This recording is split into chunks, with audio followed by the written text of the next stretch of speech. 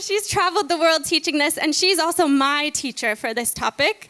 She's been involved in this field for over 40 years, and she's been involved in my life for over 30 because she's my mom. So welcome up my mom, Dee Marie.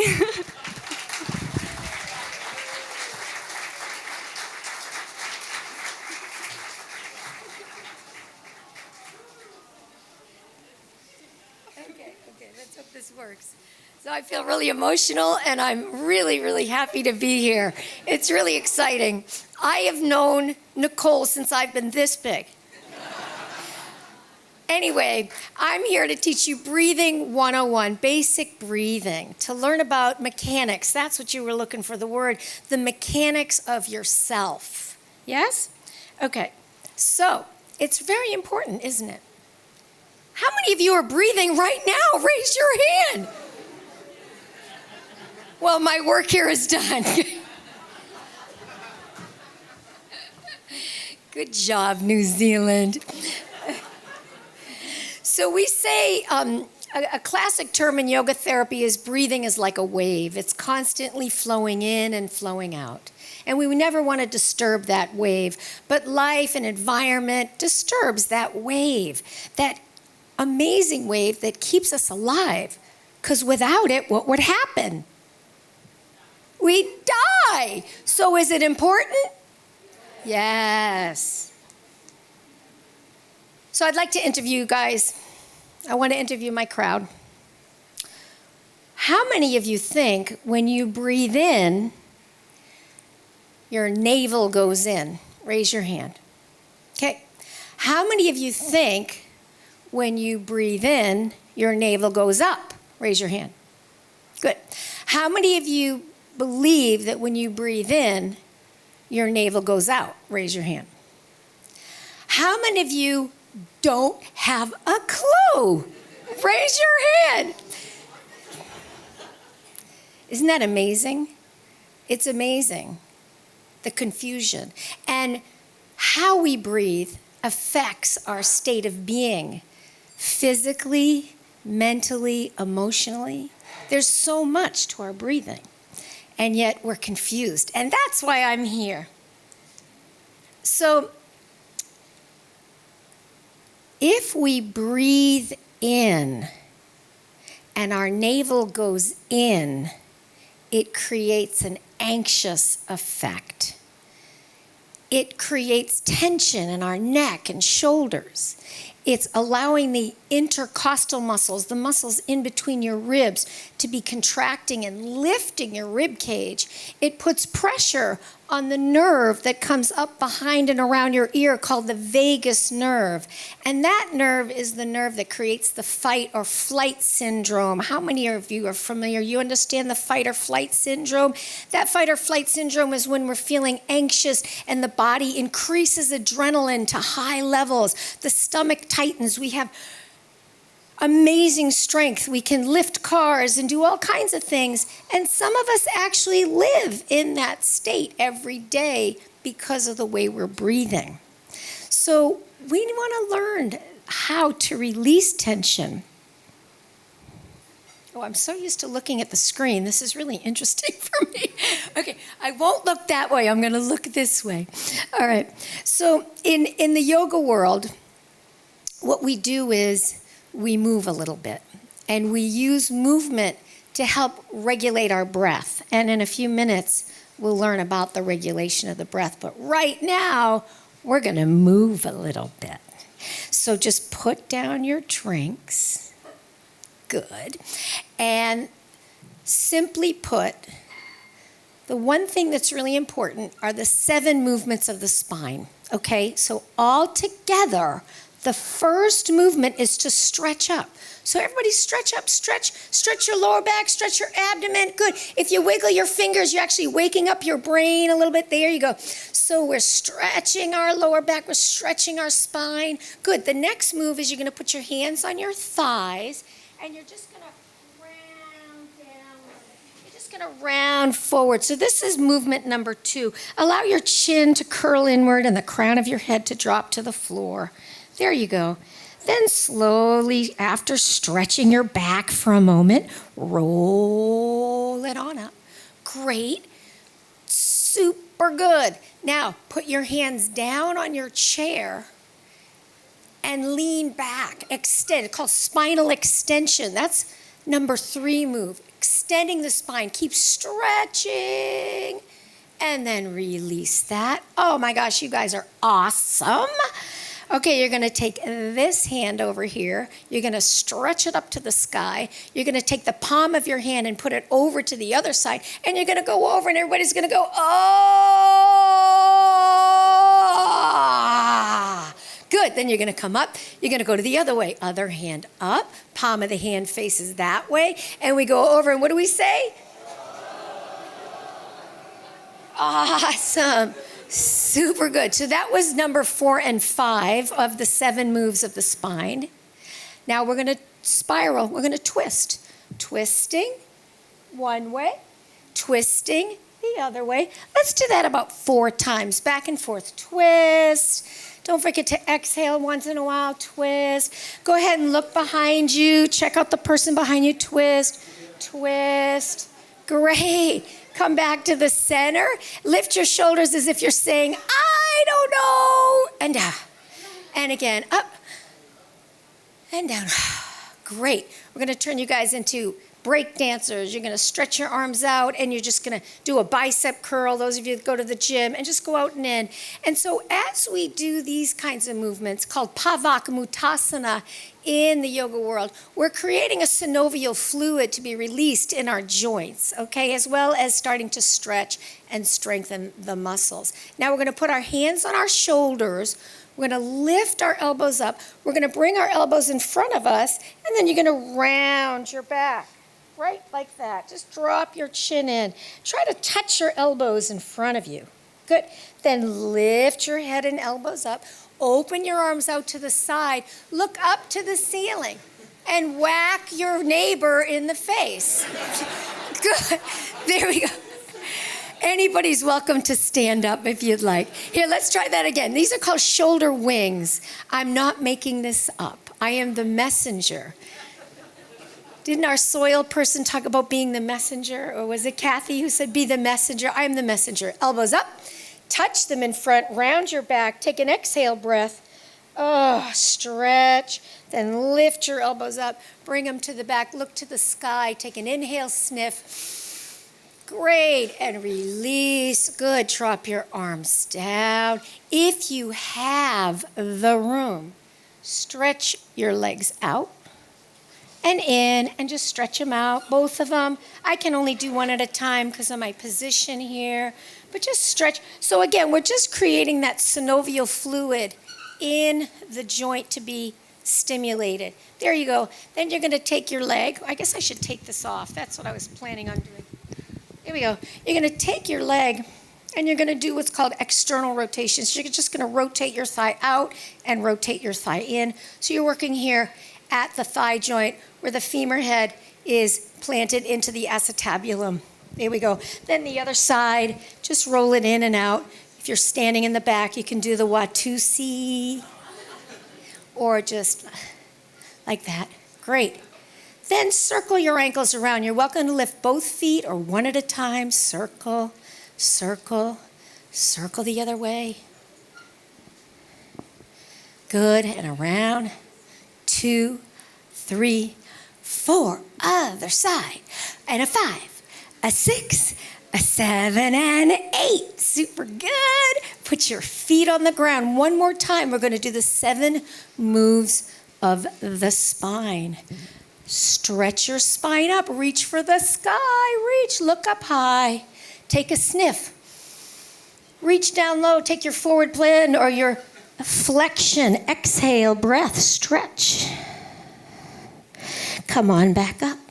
Lengthen your spine. Put your hands on the chair or have your hands in the air. Push down and lengthen or extend your spine back. Take a breath. Come to the center. There we go. That was number 3. Number 4. Oh, let's hear it, you guys. Oh, come on. Other side. Let's hear it.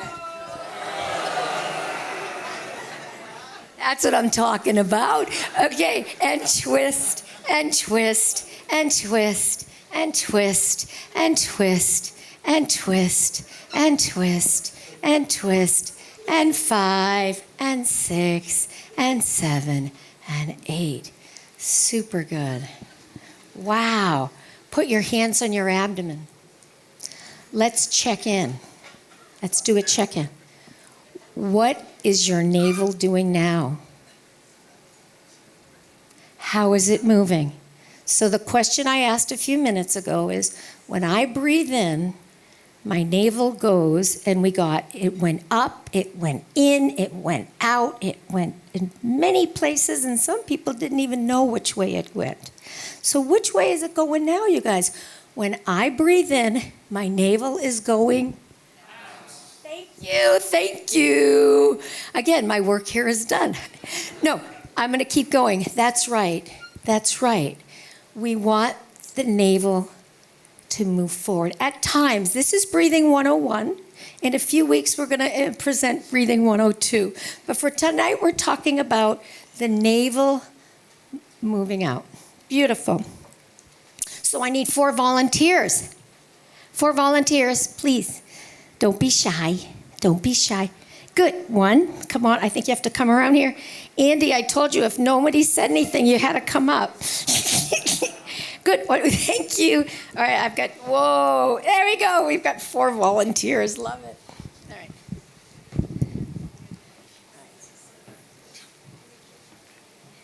Guys, super good.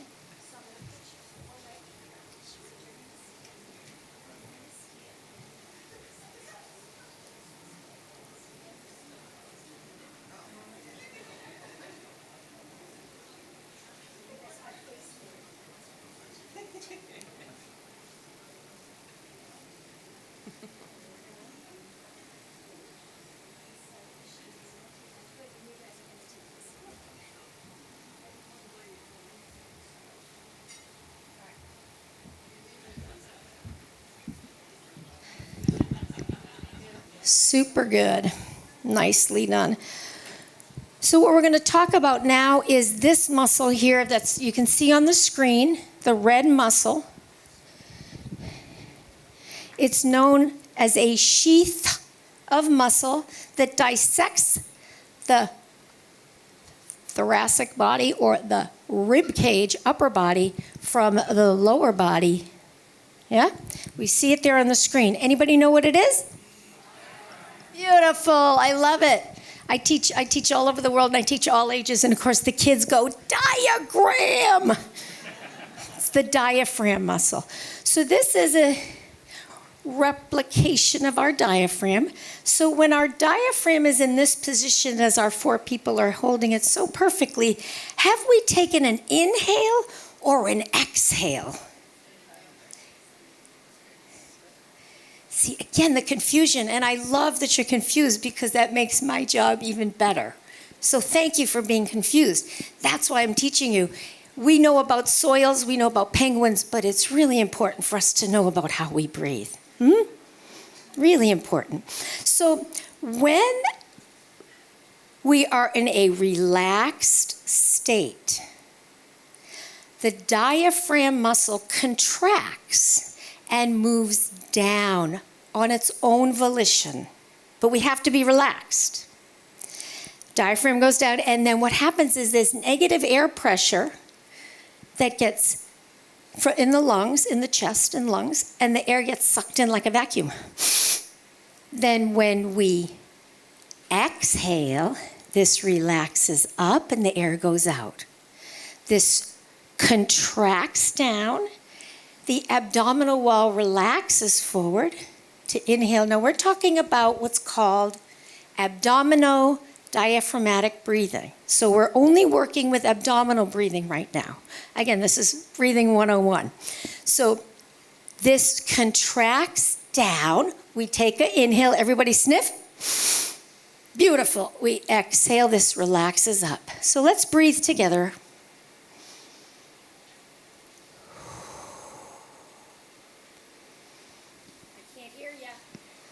Thank you.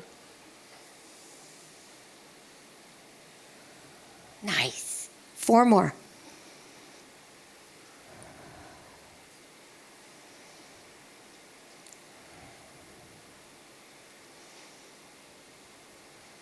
Beautiful. Beautiful. Thank you, volunteers. That was great. Thank you so much. Yeah.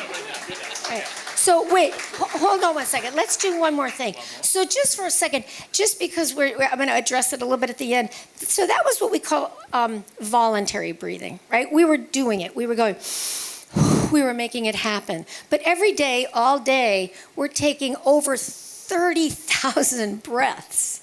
Naturally, without thinking of it. The body is just breathing. And how we breathe and how this movement works is important. And of course, environmental factors factor in whether we feel relaxed enough or not for this to work correctly. So if we were doing just a natural breath, a involuntary breathing pattern, it would look more like this.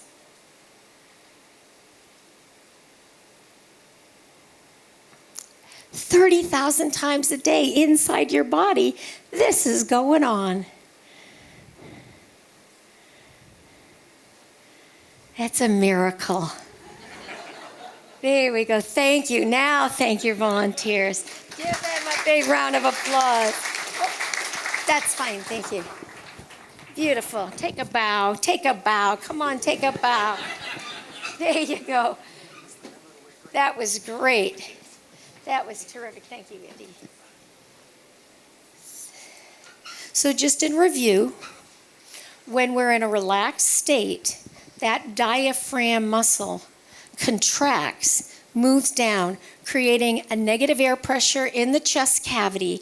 And because there's more oxygen outside and less in our system, the gaseous flow, because it's more concentrated outside, gets sucked in like a vacuum. Then the abdominal wall has to be relaxed enough to move forward to allow that as well.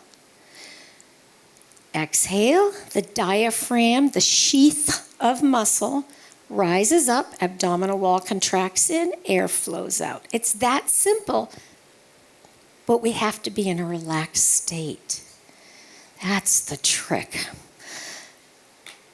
So again, in yoga, we call it the wave. That there's this continuous wave that's always flowing in and flowing out. All day, every day. And we have to watch out for the jerks and the pause that can happen and the stops.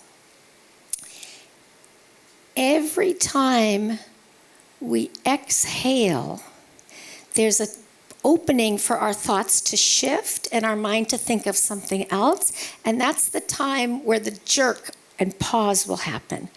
So the wave breath is about smoothing the next inhalation after your exhale. It doesn't happen so much from inhale to exhale. It happens when we've exhaled and we need to inhale again, because that diaphragm has to go down. Remember, diaphragm down, abdomen out. Yeah? So smoothing out, just smoothing out the inhalation after you've exhaled is just the beginning of a beautiful mindful meditation that you can do all the time. So we work lying on our back in Shavasana, or you can lie in bed in supine posture. You can work with creative visualization, anything that has you feel relaxed, like thinking of a beautiful vacation you took, or floating in an airplane, flying in an airplane, floating on a raft, a beautiful sunset. Whatever helps you create a relaxation response, that muscle will work automatically for you. The other posture we do a lot is called Makarasana, crocodile in the yoga system. And the thing about Makarasana is just the pressure of the bony forearm on this frontalis muscle creates a relaxation response. So everybody just take your hands or your forehead and one or two and just stroke down the forehead around the eyebrows or push into it, whatever feels good for you. Just doing this will help you find calm in a moment. So if you're feeling environmentally stressed, the outer world has gotten too much, you can just do this first. Then think of a calm thing or work on that lack of pause between the exhale and inhale. So the beauty of crocodile posture or Makarasana is not only the pressure on the frontalis muscle, but the fact that we can use the floor or bed as a tactile aid to help us feel the abdominal wall relax forward as we inhale and move back as we exhale. Obviously, we've been doing it sitting. You guys thinking of your breathing while you're listening to me right now? Yeah, that's what happens. I love it. I can tell. And so anytime, anywhere, to just take a moment to think of a calm thought for you, to think of these creative images I gave you with the sheath or the anatomical red muscle on the board, and just remember, it moves down and creates an inhale. So we're working with the involuntary breath tonight. Voluntary breathing is when we do different, in yoga they're called pranayama practices. Pranayama means controlling the vital life force energy. So they call the breath the vital life force energy because we all decided that if we don't do it, we die, right? So it's that vital that we need to understand it, and we want to be doing it regularly over 30,000 times a day in a good way. So we do different practices, square breath, star breath, alternate nostril breath. There's all kinds of breathing practices we do to help regulate our breathing. So just a few final tips and takeaways. Breathe. Oh, I think you got that because you all said you were breathing when you came. Work with aligning your spine, stretch it up once in a while. Remember, keep it long because life kind of squishes it down. And sitting at a desk keeps it in that flexed position. Looking at our cell phones a lot, that forward flexion tightens the diaphragm, and then it doesn't work as well. We got to keep this area. That's why just the 7 moves that I taught you tonight, just that at a desk will help that to just stay regulated for you, so you won't feel as anxious, or you'll be able to kind of combat those feelings of overwhelm and anxiety to recover. Release the body tension through any kind of movement. Relax your abdomen. Do aerobic exercise. Aerobic means with oxygen. So any kind of, walking, any kind of swimming, rowing, flailing your arms around. Conductors, they have the best aerobic capacity and the best lack of heart disease in conductors of orchestras because they're swinging their arms, they're helping their heart, and they're doing what they love and listening to music. So you don't have to do a lot to create the aerobic capacity. Remember to just work on your breathing, use creative visualization, aim for the seamless wave-like breath, and just practice daily, slowing down the breath and just taking a moment to think about it. So we decided we would do a breathing 102 while I was here, because again, tonight what I'm teaching you is abdominal breathing, which is the relaxed breath. It's to help you to recover after you've just had a fight with a spouse, an interaction with a coworker, almost got in an accident in your car. That's when the body will just automatically go, or when you cry, the body gets dysregulated, and we have to understand how to self-regulate. And having this information helps to teach us how to quickly self-regulate. So we're going to teach you more of the functional breath and the active breath and the breath that you want to use more throughout the day or for exercise, things like that. It's called Breathing 102. We'll do some movement. We'll do some pranayama practice. So we'll learn laughing yoga. Oh, we've already been doing that tonight, haven't we? We'll do more specific laughing yoga, relaxation, some meditations, and we'll have a little fun. So we're calling it Pub Pranayama because my daughter just loves having events in pubs. What can I say? And so we're doing Pub Pranayama or Breathing 102, and it is at the Pedal Pusher Addington, which is just a little bit down Lincoln, like 2 minutes out of the CBD. Back in Boulder, Colorado, CBD is something completely different.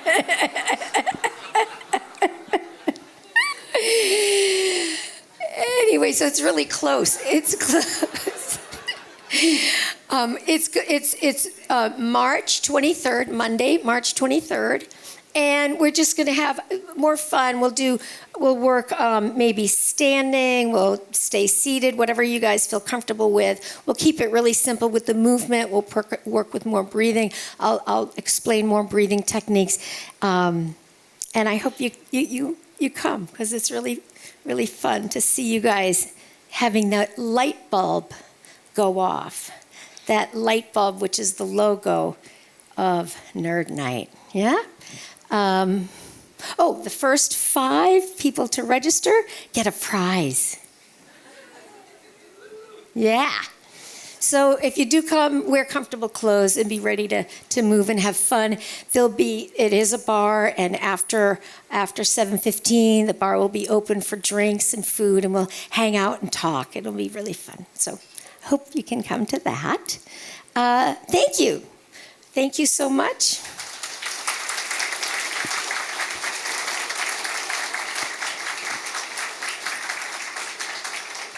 Please stay and talk to all the presenters, asking us questions more one-on-one. And I'm just going to leave this up about how the diaphragm moves if any of you wanted to kind of see that again. And we'll have questions now, too. Oh, yeah, I forgot. Questions. Thank you. Kia ora, Dee. Thank you so much for that. It's awesome. Hey, so abdomen breathing's really good. Why do we have chest breathing? Yeah. Okay, good question. When we get in that anxious state and things are going on, what happens is the diaphragm ends up contracting and moving up. It's called paradoxal breathing, or sometimes known as inverted breath. So it's because, also it happens, believe it or not, it happens to a lot of people who exercise a lot, and they keep their abdomen so toned. I'm so flat and toned. It's great. The problem is that's terrific because we do want some tone. We need core strength. But then we also need the left brain information, what I gave you tonight, to understand that we have to let this go down. So when this is really toned and life hits us in the face, it goes up. It contracts invertedly. Then the intercostal muscles, the little muscles in between the ribs. How many of you eat ribs? So yes, the meat that you eat around the ribs, those are the intercostal muscles. So what happens is those intercostal muscles contract and lift the rib cage up. Collarbones lift. The trapezius, these muscles here in the neck, everything lifts up that way. Did that answer your question? Yeah. Great. Good question. Any other questions?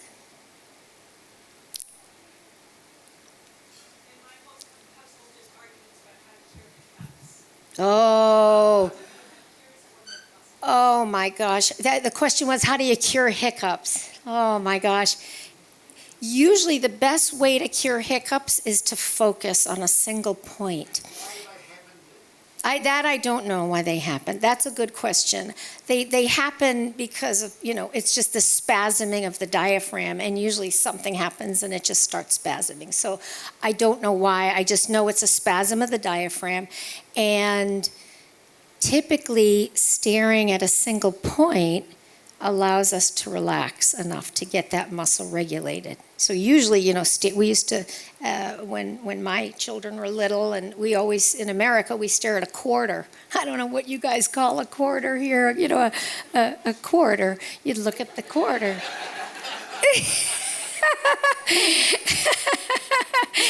And that focus point of really focusing on something takes us into this place of relaxing the diaphragm. But I really should try to figure out why we get the hiccups. I'm not sure why we get them, but that's a great question.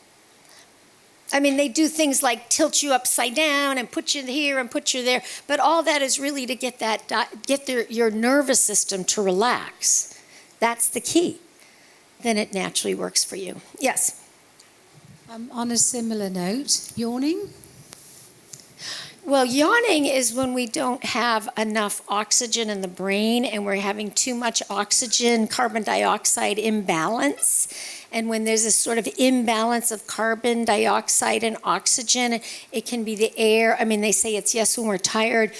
Typically, it's when we're sitting and a lot of the blood is pooling out of our brain. We're tired. The blood is moving down. We're not getting as much blood flow, not as much oxygen to the brain, so we yawn because there's more oxygen in the atmosphere and we want to bring it in.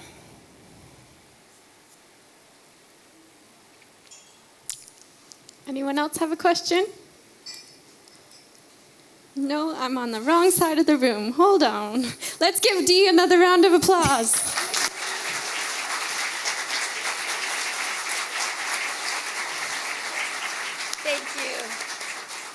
Thank you so much for being such a wonderful audience. I really appreciate your participation. It was great.